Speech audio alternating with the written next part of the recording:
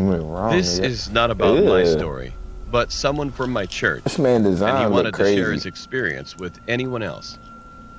He's a 32-year-old man, and his pseudonym is Mark.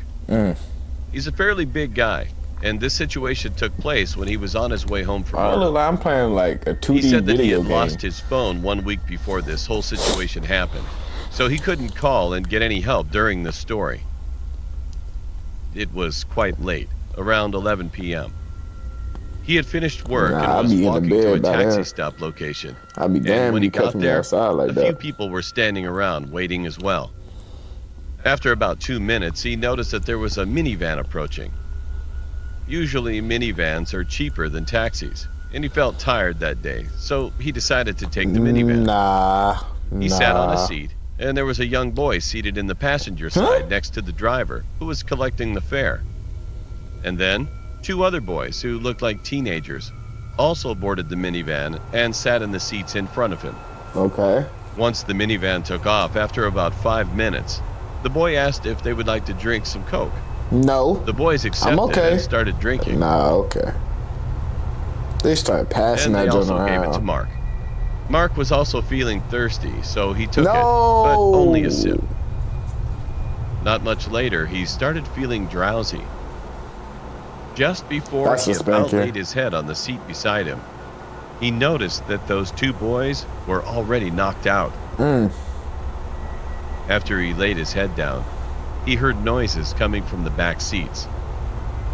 2 people were talking in a different language. Oh, no. The car was passing a big signboard that showed Crest Chicken Farm. No. And then he finally passed out.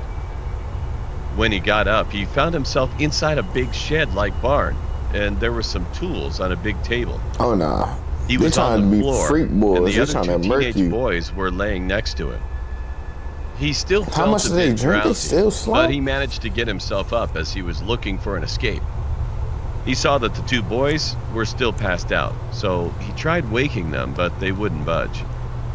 As Mark was kind of a big man, he tried to see if he could carry one of them, but it was hard to do because even Mark was having a hard time to stand properly. And then he heard voices.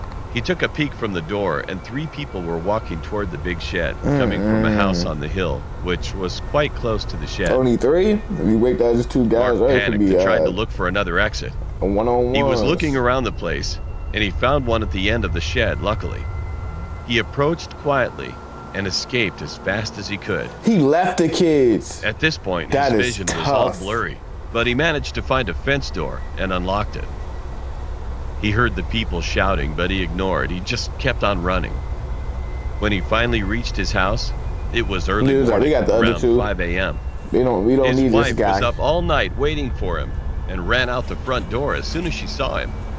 He collapsed and slept for almost the whole day. Dang. Well, when he only woke took up a and sip. finally got a chance to explain to his wife what had transpired that night, he remembered about the other 2 boys who were still there.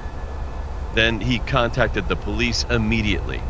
You are he even told asleep the for police 24 about the road hours. signs and a big billboard for Crest Chicken Farm and other things that he could remember. About 2 weeks after, there was a police report about how they found 2 teenage boys' bodies in a lake and advised that when they examined the bodies, all their organs were missing. Mark just stood in fear. And as the event was too traumatic for him, Mark had to quit a job for a while. Why is he saying that like, I didn't know he was in here. When I was in the